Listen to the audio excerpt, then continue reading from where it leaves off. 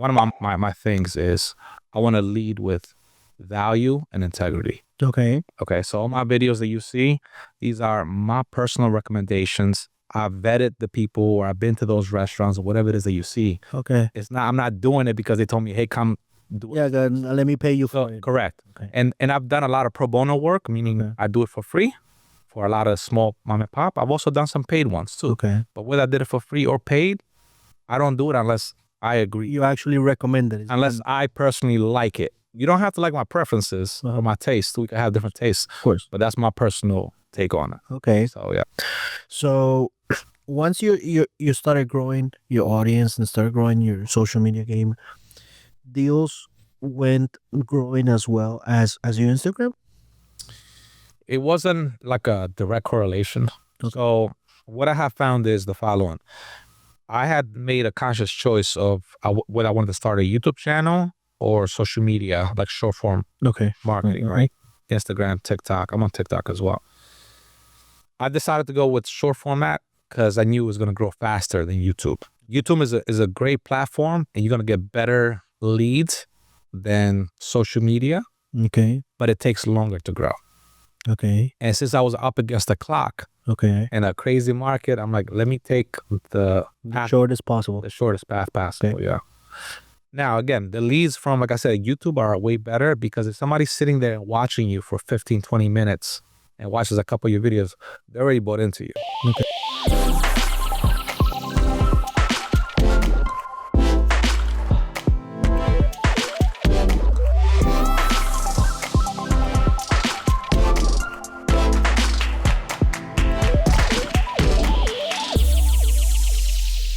Hello, good afternoon, everybody. Welcome to another episode of the Top Producer Talks.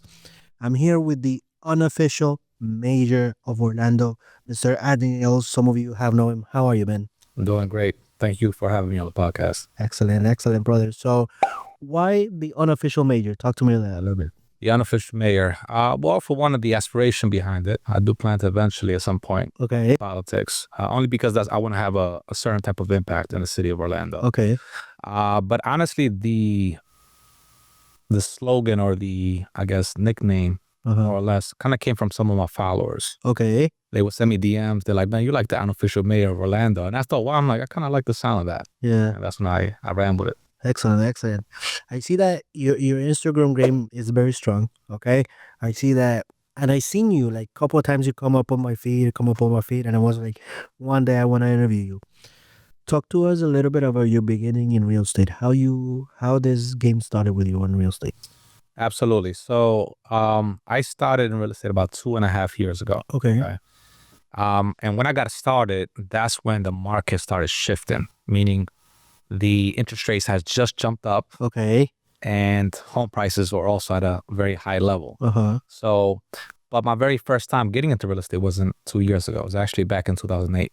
Okay. I got out of college. My very first job was real estate. Okay. But talk about bad timing. So twice, I got into it twice. Yeah. So the first time I didn't last. I had no problem getting business and clients, but the landscape at the time in 2008, they came hard on the lenders, if you remember. Yeah. And I was getting clients, but they were getting denied for loans because of how things were changing. Everything was just very different. So I only lasted about 6 months. I had about 100,000 in student loans, and I had to make a living. So I did it for about 6 months. And I'm like, you know what? I got to go get a real job. I got to get, well, not a real job because it is a real job, but something that is consistent and could pay me so I could pay these debts off. From there, I got into different industries. I worked in banking. I worked in law enforcement. I've done quite a bit. But when I got back into real estate 2.5 years ago, that's the landscape that I was walking into. Okay. And this time I said to myself, I had a chip on my shoulder because every job that I had prior to that, I was always a top performer. Okay. Real estate was the one industry I never conquered. So you had that in the back of your head? Yeah, I'm like, I got to get back into it. Okay. I got to get back into it, and I got to show the world what I could do. Okay. So when I got back into it, I started doing a little bit of market research, see what everybody was doing as far as how they acquire leads, how they market. And what I noticed is the majority of the people here in Orlando, they were doing traditional marketing, right? Mailers and cold calling and open houses and things of that sort, right? But I understood social media marketing because I've been doing that for quite a bit before I got into real estate. I've been around that world for a while. So I say, you know what? That's my angle. That's how I'm going to be able to compete. Because what I noticed with Central Florida is how oversaturated it was with realtors. Yeah. When I did real estate up north in Philadelphia, because I came from Philadelphia to Orlando, Okay. when you tell people a realtor, it held a certain level of prestige. People are like, oh, let me get you a business card. You tell people you're a realtor here in Central Florida, they're like, oh my God, here's another one. Let me get away from this guy. Yeah. And that's why I'm like, what's going on here? Something's different here. Okay. So that's when I started looking at the statistics. Okay. And I found out that there's 1.5 million realtors nationwide. Realtors, not even real estate agents, but just the ones with a designation. Correct. And guess what? 250,000 of them are in Florida alone. 1/6 of all the realtors nationwide are in Florida. Okay. So that's how many people you're competing against. Yeah, it's everybody. I joke a lot with a lot of people that ask me why you went into the mortgage and not in real estate. And I usually tell them this. This is my answer. Look up your phone. I guarantee you have at least 25 realtors on your contacts. Yeah, at least. Absolutely. So yeah, that's why I went into mortgage. But yeah, go ahead. Continue. But yeah, so did my market research. I realized, you know what, social media is going to be the way I could compete with some of these giants. Because there's some people here that they've been doing this for a while. They kind of have the market on, on lockdown. On lockdown with their type of marketing that they're doing, whether it's their mailers, whether it's whatever it is that they're doing. They already kind of have it figured out. Correct. I'm getting into it in a bad market. I'm like, how do I compete and how can I truly scale fast? And that's when I said, social media is the way to go. Okay. At that time, when you went into social media, how many followers, when you went into real estate and then you went in that angle, how many followers you had at that point? I had about less than 1,000 followers. Less than 1,000. Yeah, just family and friends, not even clients or nothing like that. Okay, so you grew. Right now you're around 110, right? 110,000. Okay, so you grew all this in 2 years. Yeah. Or the big portion of it was within a year. Within the first 12 to 16 months is when I saw the biggest jump. Okay. Right. So I went from 1,000 to about 100,000 in that first 12 to 16 months. Okay. Yeah. Excellent. So that was really good. Absolutely. What's your train of thought, or how do you say, I'm gonna do a video about this, I'm gonna do a video of that? How do you make that up? Well, it's a lot of it, man. The vision behind this, I gotta say, it's all my alignment with God. Okay. Let me start off with that. So a lot of people see me, they're like, oh my God, this guy's great. But honestly, God is behind this big push, everything that you've seen. The vision behind it, everything, that's him. I'm just the vessel, I'm just doing the work. Okay. As far as the ideas behind it, when I got into real estate, I wanted to one of my things is I want to lead with value and integrity. Okay.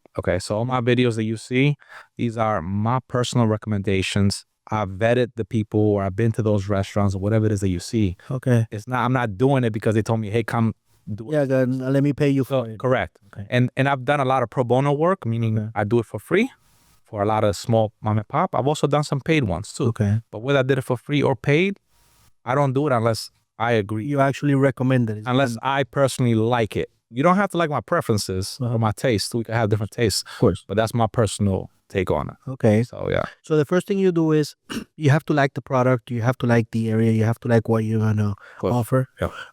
That's and that makes it, I believe, easier because it's genuine. It is. And you build trust with your audience. Exactly. It takes a long time to build trust, but it could take just a few minutes just to show it off. Right. Okay. So tell us about your how did, like, when you came in, you started doing the social media thing. When was that first income, like good income, or when do you said, hey, I'm doing good at this, I can sustain this for longer than the 6 months the first time? Very good. Good question.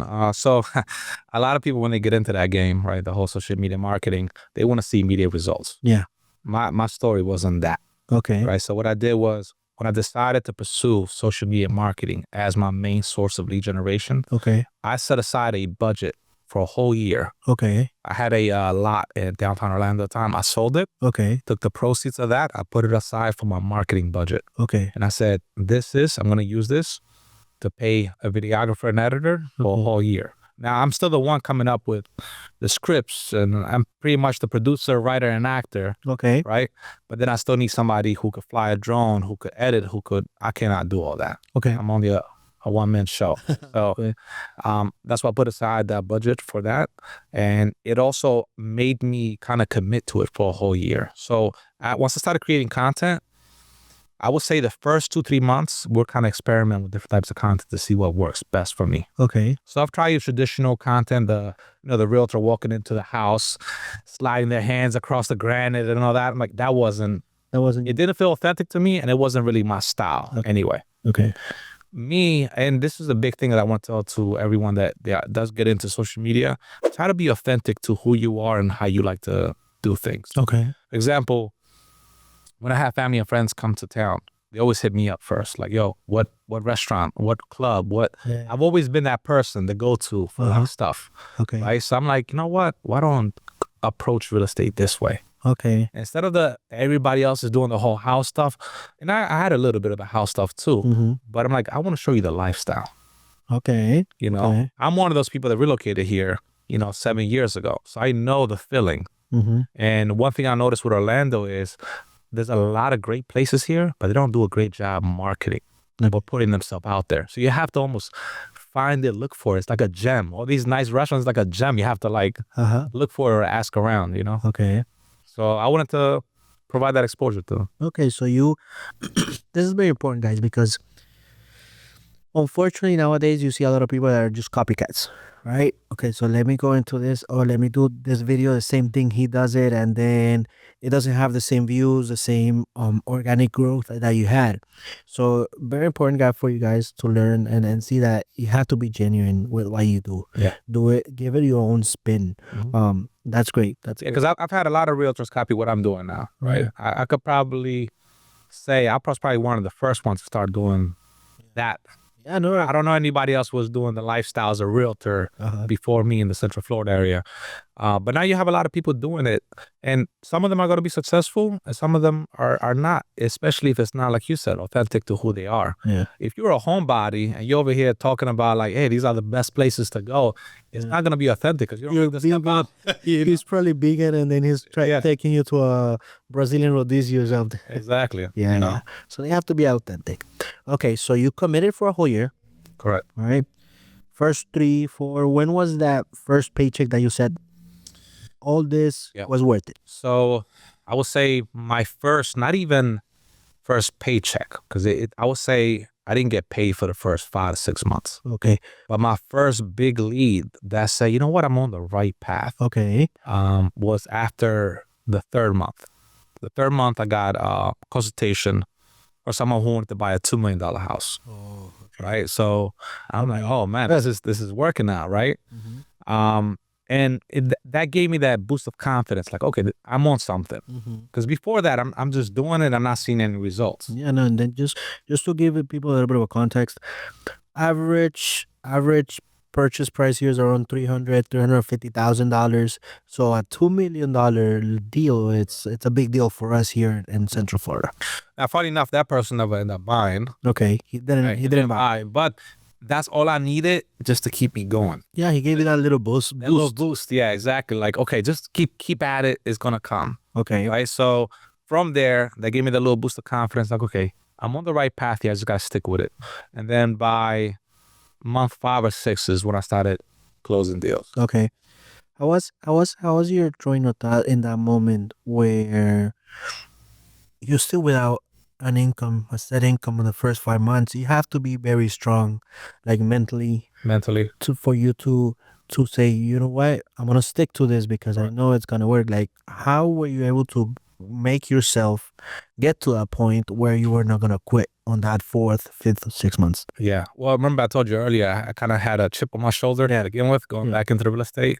And I said to myself, like, this time around, I have to do this. Okay. So you had that because that chip. Yeah. Okay. I had to, and then at the same time, I took the risk. I told you the property that I had, and I was negative every month so it's like, I feel like real estate is one of the toughest industries to get into, and you need to have your finances in order if you go and get into that, because you could end up selling the house within your first month, or it might take you 6 months, or it might take you a year to see your first big sell.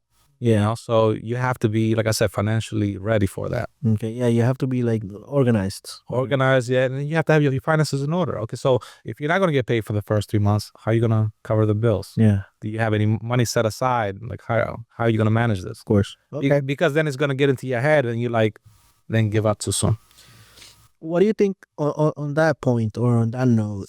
How do you or what do you recommend to people that they want to do real estate part time because of that? Because they might not have that little cushion that you had, that you were blessed that you had a property there, you were able to sell it and then keep that money aside.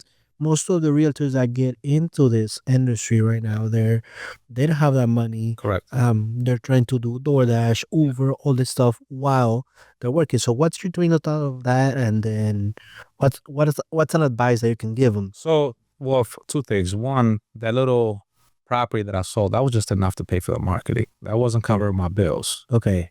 Right. So I still, like I said, I was still negative every month, and every month those bills are due. So you're trying to find a way to manage as much as possible. My wife was still working at the time, so she was able to at least cover half of those bills, more or less. And this was a decision that we made together. Like, look, I'm getting into real estate. I left the 6-figure job to get into real estate. And I'm like, we'll figure this out, you know. For those who are getting into it and they're maybe starting off part-time, again, usually they tell you need to be full-time in real estate if you really want to take this serious.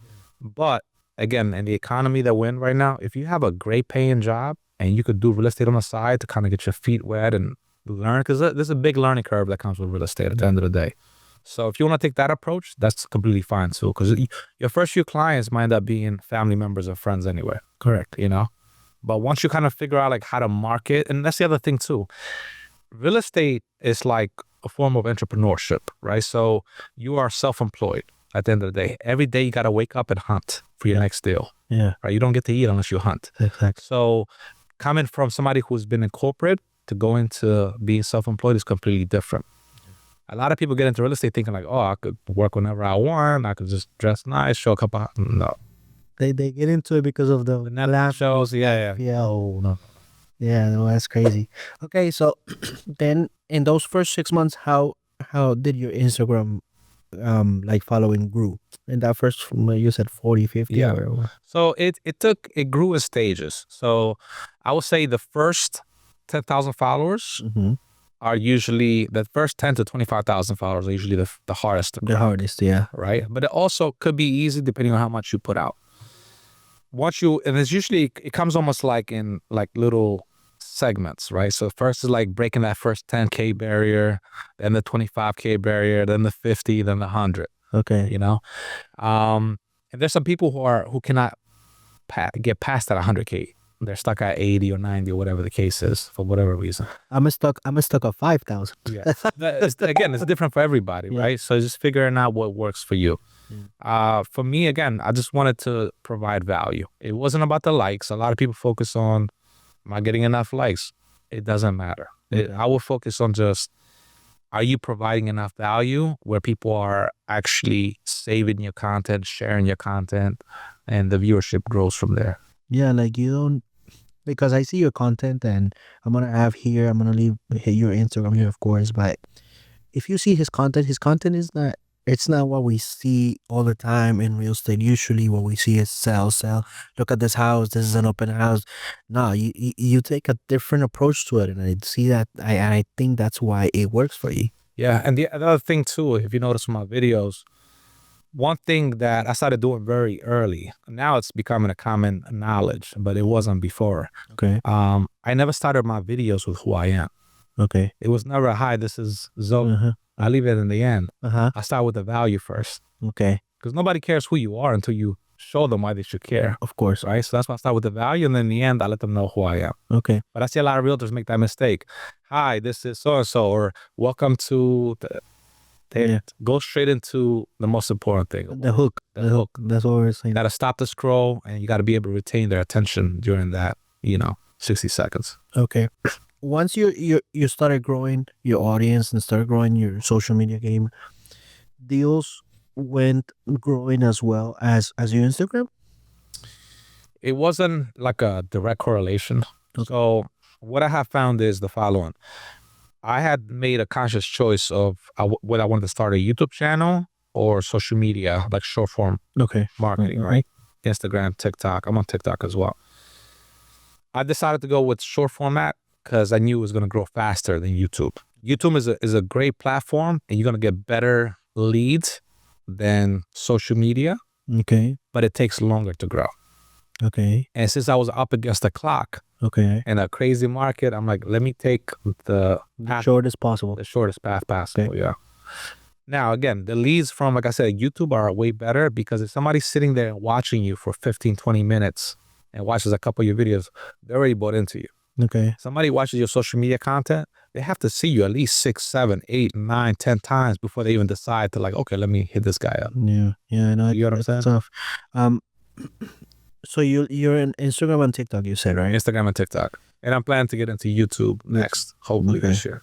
I'm only on Instagram. My wife, she manages my Instagram and my TikTok. Okay. We're trying to grow my TikTok, but I haven't been able to get get that love for that TikTok that I have for Instagram. What's your take on that? For the TikTok? Yeah.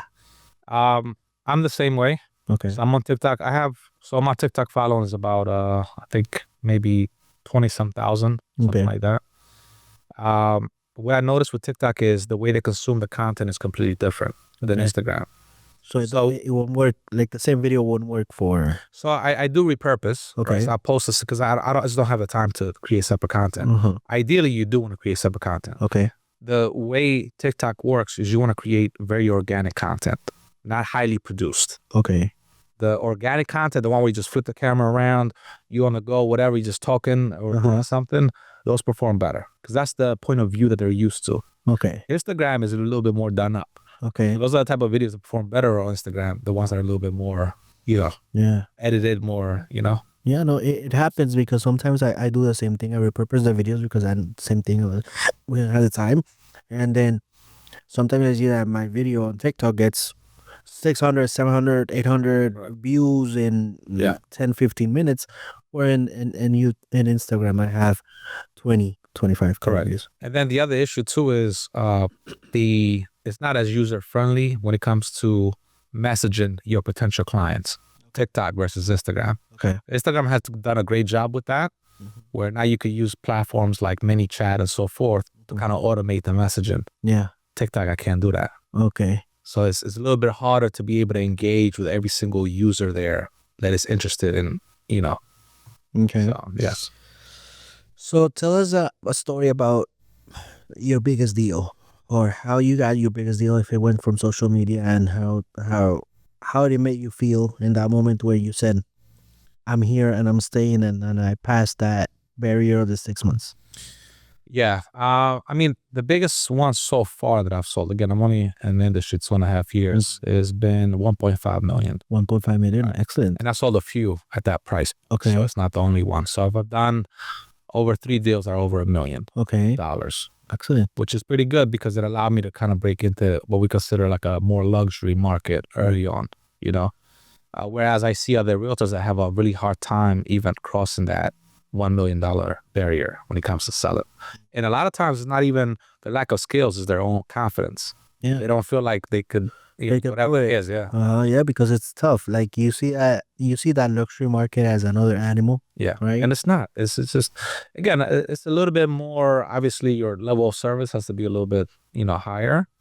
But house is still a house, man. Yeah. Don't overthink it.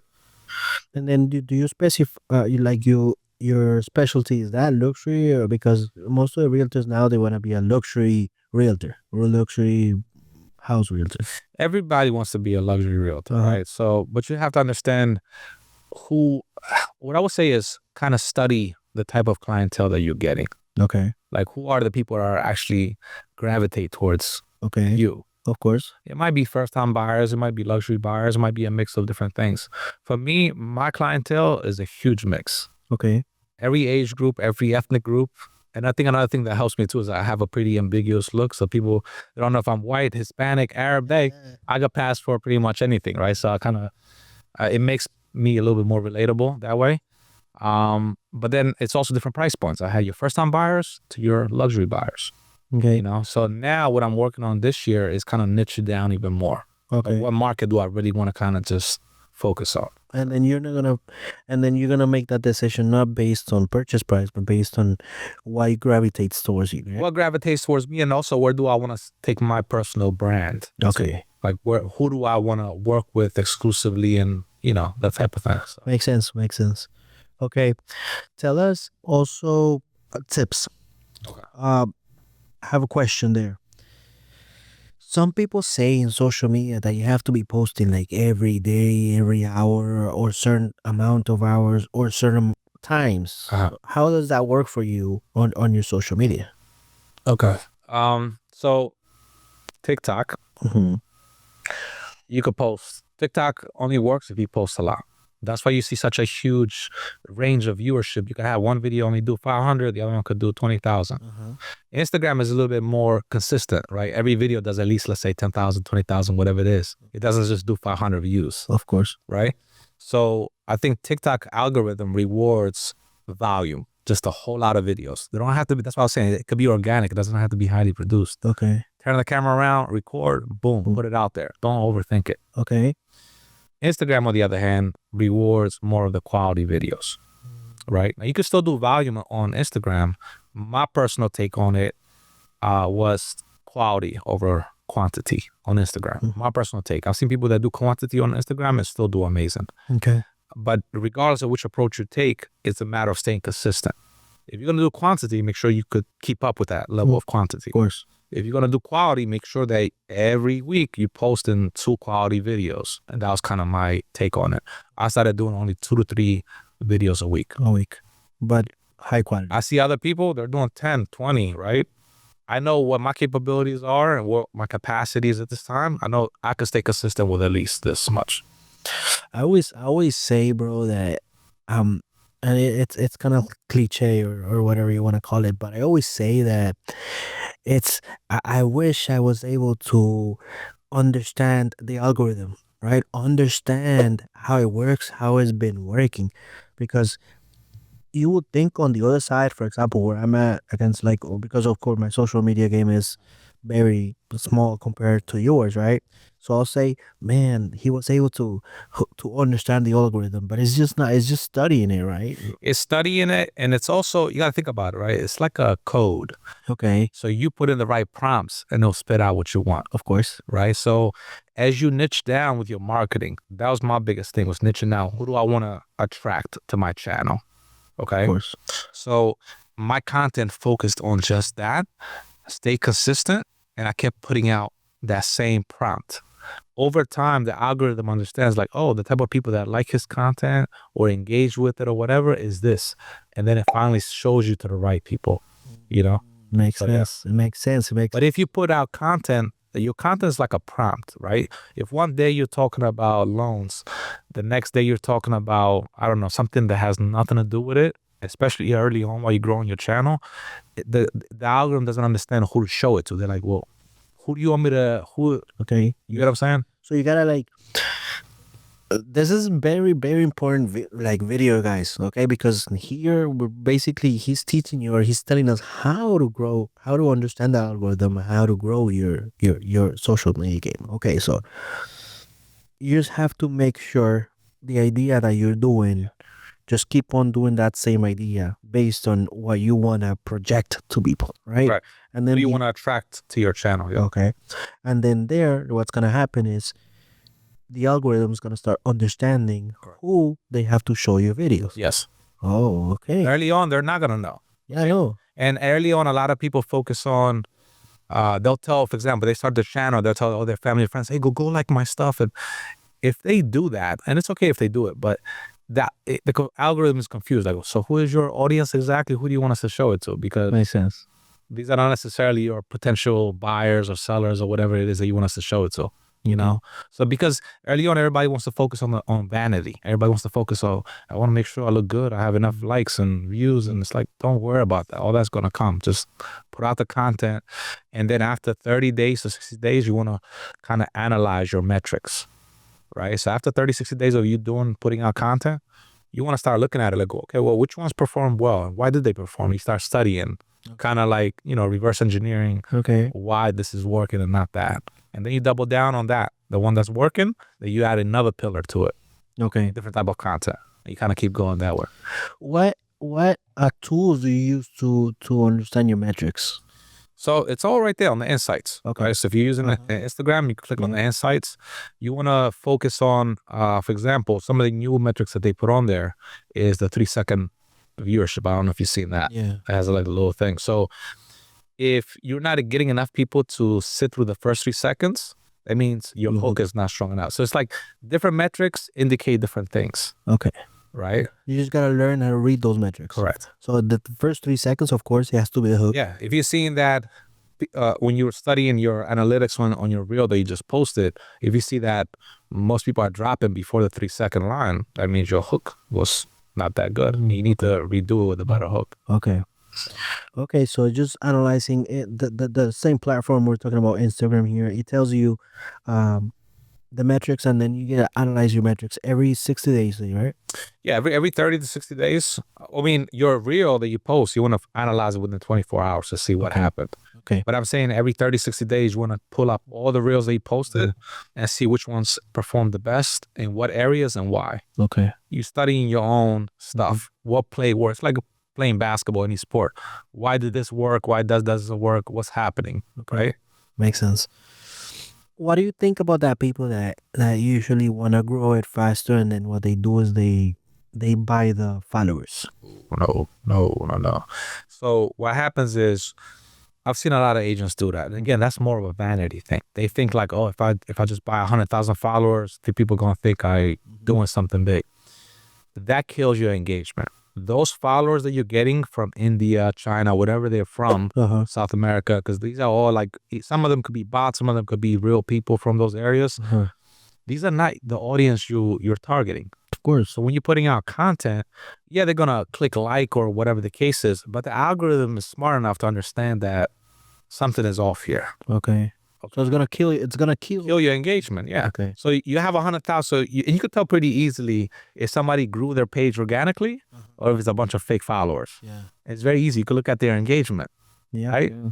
Sweet. You have 100,000 followers and you only have 100 views, or you only got like, and then the comments or the likes you're getting, they're all from another country. It's like, okay, something is off here. Right. Yeah, I know it happens to me because like I told you, I only have around 4,500 to 5,000 followers on Instagram, but my